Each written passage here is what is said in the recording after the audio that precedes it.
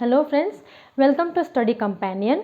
तो last video में मैंने आपको बताया था कैसे टैली मार्क्स आपको निकालना है दिए हुए डेटा से। टैली मार्क्स वाला टेबल या उसको कहेंगे फ्रीक्वेंसी डिस्ट्रीब्यूशन टेबल आपको कैसे बनाना है वो हमने लास्ट वीडियो में सीखा था।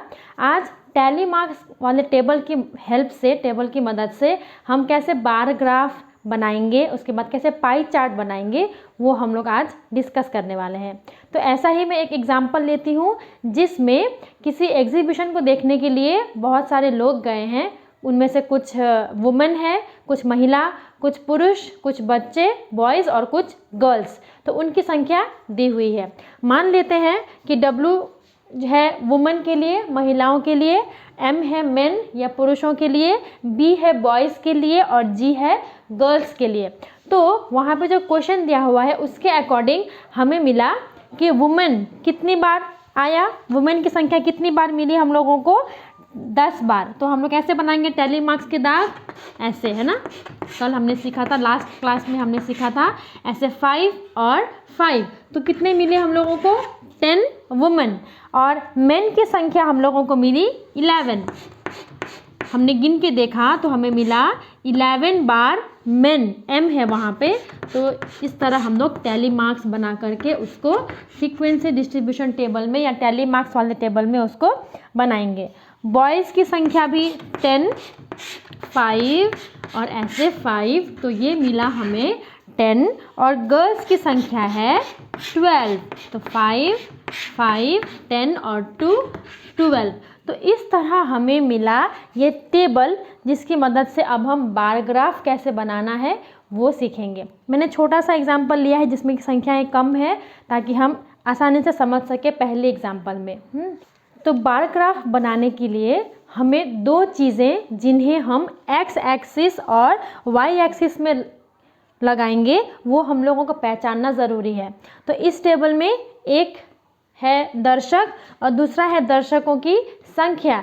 इन दो चीज़ों को हम लेंगे। इसी तरह आपको हर एक टेबल से पहचानना है कि किन दो चीज़ों को लेकर के आप यहाँ पे ग्राफ बनाने वाले हैं जो ग्राफ में दिखाया जाएगा। ठीक है, ग्राफ बताता क्या है कि इसी इंफॉर्मेशन को ग्राफ में और इजीली समझा जा सकता है।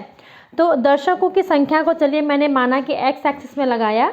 ठीक है, यहाँ पे हम लिखेंगे दर्शकों की संख्या एक्स एक्सिस के थ्रू और इधर है वाई एक्सिस के थ्रू हम लोग लिखेंगे दर्शक। तो यहाँ हमें क्या मिल रहा है, वुमेन की संख्या है 10। तो वैसे तो हमें ये ग्राफ पेपर में बनाना है जिसको बना के हम बाद में भी देख सकते हैं, दिखाऊंगी मैं आपको। और ये 10 है तो यहाँ पे जैसे बार ग्राफ में तो ये रिप्रेजेंट किया हुआ ही रहता है। आपको बस यहाँ पे 5, 1, 2, 3, 4, 5, 10, 1, 2, 3, 4, 5, 15। इस तरह से आप लोगों को क्या करना, इसको रफली भी आप कर रहे हैं तो ऐसे बना के दिखा सकते हैं, या अगर ग्राफ कॉपी में बनाने के लिए कहा गया है ग्राफ पेपर में, तो ग्राफ पेपर में आप इसको इस तरह से बना सकते हैं। तो यहाँ पे हमें क्या मिला, वुमेन की संख्या कितनी है, 10। तो हम लोग यहाँ से एक ऐसा खींचेंगे और ये 10 तक, ये है वुमेन की संख्या। फिर आया मेन, ये होगा 11 तक। दैट मीन्स 11 कहाँ पे आता है, 10 के बाद ये रहा 11, तो यहाँ तक आएगा ये बार, यहाँ तक पहुँचेगा। ये है मेन के लिए।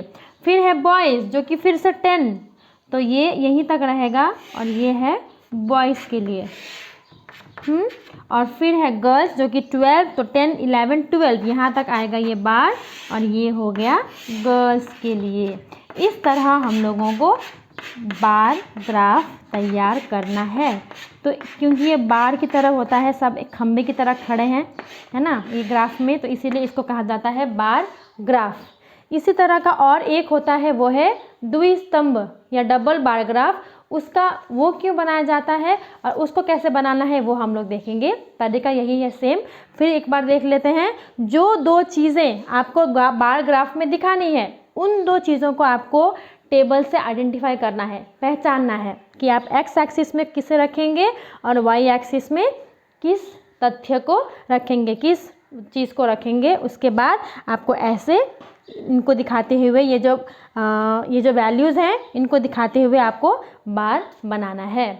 अब डबल बार ग्राफ कब, जब हमें किन्हीं दो चीज़ों के बीच तुलना कंपैरिजन करना है, दो वैल्यूज़ के बीच में, उसको हम अब डिस्कस करने वाले हैं डबल बार ग्राफ।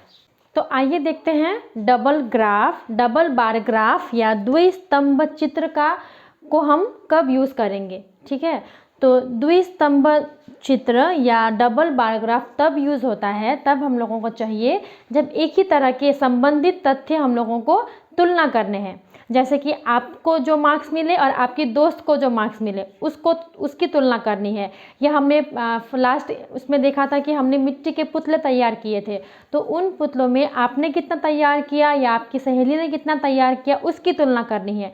तो देखिए संबंधित तथ्य है, दोनों में मार्क्स है या कितने पुतले बनाए आप दोनों ने, आपने और आपकी सहेली ने, वो एक ही तरह के तथ्य दिए हुए हैं। तो ऐसे क्वेश्चंस को या ऐसे तथ्यों को जब हम लोगों को एक ही ग्राफ में दिखाना है या उनकी तुलना करनी है, तुलनात्मक विश्लेषण, तब हम डबल बार ग्राफ या द्विस्तंभ चित्र बनाना चाहिए, हम लोगों को बनाना होता है। जैसे कि यहाँ पे उदाहरण दिया हुआ है आपकी बुक में, जो कि पेज नंबर 22 में है।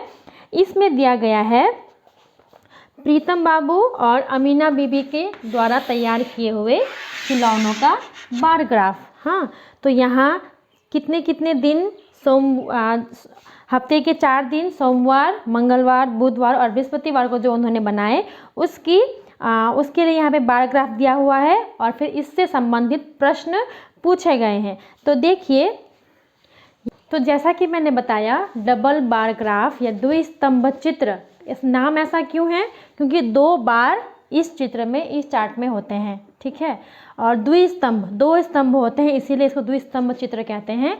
और तुलना होती है, इससे तुलना करने में आसानी होती है। जैसे कि यहाँ जो इस तरह का बार बनाया हुआ, क्योंकि ये दोनों ही बार है, तो आप लोगों को इनको अलग अलग है ये बताने के लिए या तो इस तरह से कोई मार्क बना देना चाहिए, कोई निशान, या इनको 2 अलग अलग रंग से भर देना चाहिए। आपकी बुक में यहाँ पे पेज नंबर 22 में रंग से भर के दिखाया गया है इनको अलग अलग। तो यहाँ पे भी मैंने यहाँ पे ऐसे अलग निशान बना के दिखाया है। और ये जो पहला बार है जिसमें एक लाइन है, ये प्रीतम बाबू द्वारा तैयार खिलौना है, और दूसरा जो बार है वो दिखाता है अमीना बीबी के द्वारा तैयार हुआ खिलौना। ओके, तो ऐसे आपको चित्र दिया गया हो सकता है, चित्र को देखकर आपको बहुत सारे क्वेश्चंस दिए हुए रहते हैं, उनको यहाँ से आपको आंसर ढूंढना है।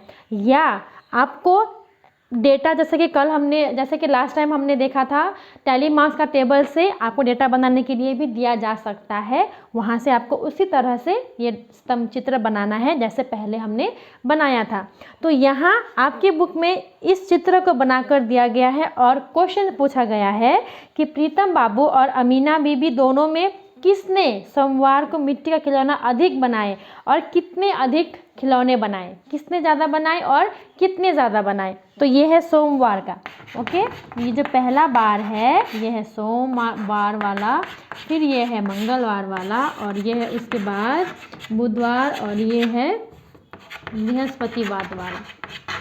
ठीक है, तो सोमवार को ज़्यादा खिलौने किन्होंने बनाए थे, क्योंकि ये बार दिखाता है प्रीतम बाबू को, तो प्रीतम बाबू ने ज़्यादा बनाए 130। ये जो बार जहाँ पे जाके रुकता है ये है 130, और ये 110। इसका मतलब अमीना बीबी ने बनाए 110 और प्रीतम बाबू ने बनाए 130। तो दोनों में अंतर कितना है, 20 का। तो हम क्या लिखेंगे, प्रीतम बाबू ने ज़्यादा खिलौने बनाए, और कितने ज़्यादा बनाए, अमीना बीबी से 20 खिलौने ज़्यादा बनाए। ऐसे ही हम देखेंगे किस दिन, अगर आपको मैंने पूछा इस चित्र से बताने के लिए कि किस दिन अमीना बीबी ने ज़्यादा खिलौने बनाए और कितने बनाए, तो यहाँ आप देख सकते हैं चित्र में ज़्यादा कब है अमीना बीबी का, ये है इस दिन है, सबसे ज़्यादा बनाए हैं बुधवार को अमीना बीबी ने बनाए हैं सबसे ज़्यादा खिलौने, वो है 110 और उसके बाद 80 ये है प्रीतम बाबू का। ऐसे आप क्वेश्चन का आंसर आपको देना होता है। और एक क्वेश्चन दिया हुआ है नंबर 2 में, जो कि बोला गया है किन किन दिनों अमीना बीबी ने प्रीतम बाबू से अधिक खिलौने बनाए, किन किन दिनों। ऐसे मैंने पूछा 2 दिन, देखिए दोनों ही सोम और मंगलवार को प्रीतम बाबू का ज़्यादा है, और बाकी 2 दिन बुधवार और बृहस्पतिवार को किसका है, अमीना बीबी का ज़्यादा है। और कितना कितना ज़्यादा है वो आप यहाँ बार ग्राफ से देख के आराम से बना सकते हैं। अगर आपको ऐसे बार ग्राफ बनाने समझने में कोई दिक्कत आ रही हो, नहीं समझ पा रहे हैं, तो बार ग्राफ पेपर में कैसे इसको बनाना है वो मैं आपको बना करके ज़रूर दिखाऊंगी। आप मुझे कमेंट बॉक्स में लिखकर बताइएगा। तो इस तरह हमने सीखा बार ग्राफ और डबल बार ग्राफ को बनाना, साथ ही उसका स्टडी करना, उसको देख करके समझ करके इससे रिलेटेड जो क्वेश्चन है वो हम समझ पा रहे हैं या नहीं, ये आपको जानना है बना करके। ओके, तो इस वीडियो में इतना ही। आगे हम देखेंगे पाई चार्ट के बारे में। पाई चार्ट क्या है, कैसे उसको बनाना है, वो हम लोग अगले वीडियो में सीखेंगे।